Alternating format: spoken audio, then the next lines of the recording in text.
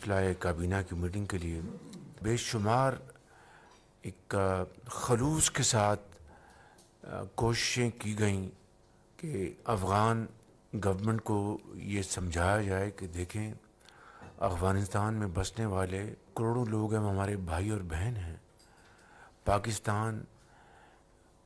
کے ساتھ آپ کے 2000 کلومیٹر کا بارڈر ہم شیئر کرتے ہیں، اور پاکستان نے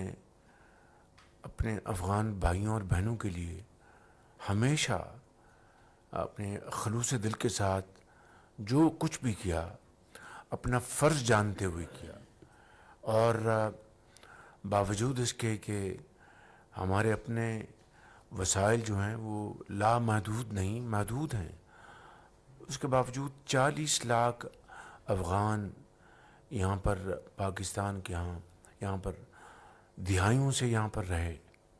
اور ان کے لیے تمام ہم نے بندوبست کیا۔ ہم اپنا جو بھائی چارے کا جو رشتہ ہے اس کو ہم قائم رکھیں گے،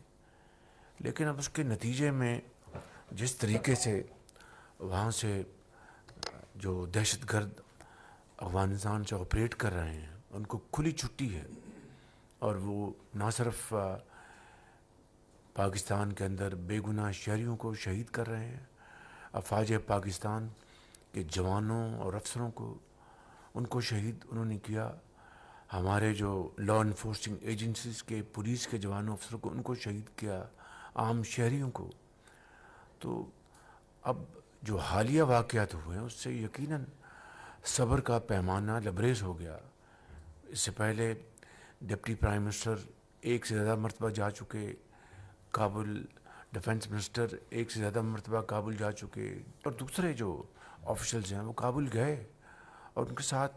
بڑے اچھے طریقے سے بات چیت کی کہ دیکھیں ہم دو ہمسایہ ملک ہیں، ہم نے قیامت تک یہاں پر اسی طرح رہنا ہے۔ اب یہ ہمارے اوپر ہے کہ ہم کس طرح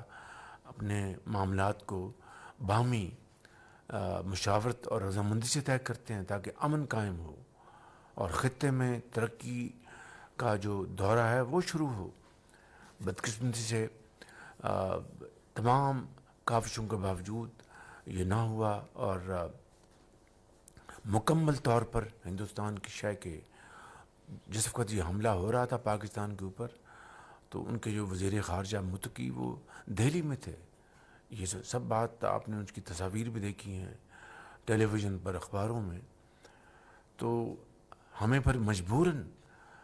یہ جواب اور بھرپور افواج پاکستان کو جواب دینا پڑا جو ہم نے دیا ہے۔ اس کے بعد انہوں نے کہا کہ ہم سیز فائر چاہتے ہیں، انہوں نے درخواست کی۔ کل ہم نے فیصلہ کیا کہ 48 گھنٹے کی جو وقتی یعنی انٹرم سیز فائر ہم کریں گے۔ 48 گھنٹوں میں اگر وہ جو ہماری جو بالکل جائز شرائط ہیں اس کے اوپر وہ بات چیت کر کے معاملات کو طے کرنا چاہتے ہیں تو ہم اس کے لیے تیار ہیں بالکل۔ یہ پیغام ان کو کل دے دیا گیا۔ اب دا بال از ان دیئر کورٹ۔ اب انہوں نے اگر واقعی وہ سنجیدہ ہیں، واقعی وہ سنسیئر ہیں، تو میں سمجھتا ہوں کہ وہ ان کو پھر اپنی جو سیز فائر کے لیے جو انہوں نے درخواست کی ہے اب وہ بات آگے بڑھائیں۔ اس میں ہمارے جو دوست ممالک ہیں، خاص طور پہ قطر، وہ اس معاملے میں بڑی سنجیدگی کے ساتھ اور بڑی دل کی گہرائی کے ساتھ وہ اس معاملے کو طے کرانے کے لیے وہ کاوشیں کر رہے ہیں۔ میں جب شرم الشیخ میں تھا وہاں پر میری قطر کے امیر سے ملاقات ہوئی اور انہوں نے بڑی درد دل کے ساتھ کہا کہ ہم جانتے ہیں کہ یہ بالکل یہ نہیں ہونا چاہیے تھا، یہ جو حملہ ہوا آپ کے خلاف، اور جو لیکن ہم چاہتے ہیں کہ اس معاملے کو طے کرائیں، اپنا ایک رول جو ہے وہ ہم ادا کرنا چاہتے ہیں۔ تو یہ میں سمجھتا ہوں کہ لیٹسٹ صورتحال ہے۔ یہ معاملہ دیر پا بنیادوں پر وہ طے ہو جائے، فتنہ الخوارج کا خاتمہ ہو، نہ کہ ان کی ٹیریٹری ان دہشت گردوں کے استعمال میں آئے۔ تو یقیناً ہمارے بہادر ہماری افواج نے ان کو منہ توڑ جواب دیا ہے۔ ایک مرتبہ پھر جو ہمارے سپہ سالار ہیں فیلڈ مارشل سعید آصف منیر، ان کی لیڈرشپ میں یہ ہم نے ان کو منہ توڑ جواب دیا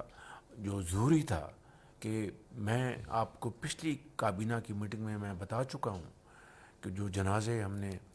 پڑھے وہاں پر ان شہیدوں کے جو ورثاء ہیں، ان کے والدین تھے وہاں پر، ان کی بیٹے بیٹیاں وہاں پر موجود تھیں، اور ان کے والد، ان کی والدہ مجھے کہہ رہے تھے کہ وزیر اعظم ہمیں فخر ہے کہ ہمارے بیٹوں نے اس ملک کے لیے قربانی دی ہے، لیکن آپ ان کو جو یہ تشدد کر رہے ہیں اور پاکستان پر حملہ آور ہیں دہشت گرد، ان کا خاتمہ کرنا انتہائی ضروری ہے۔ اور وہ درد دل سے یہ بات کر رہے تھے، یہ پوری قوم کی آواز تھی۔ مگر سوال یہ پیدا ہوتا ہے کہ جب پاکستان کے اندر 2018 میں یہ فتنہ الخوارج کہیں یا دہشت گردی کہیں، اس کا مکمل خاتمہ ہو چکا تھا، تو پھر کیا وجہ ہے کہ دوبارہ یہ اس فتنے نے سر اٹھایا؟ وہ آپ کو اچھی طرح علم ہے کہ اس وقت کی حکومت نے ہزاروں ان دہشت گردوں کو دوبارہ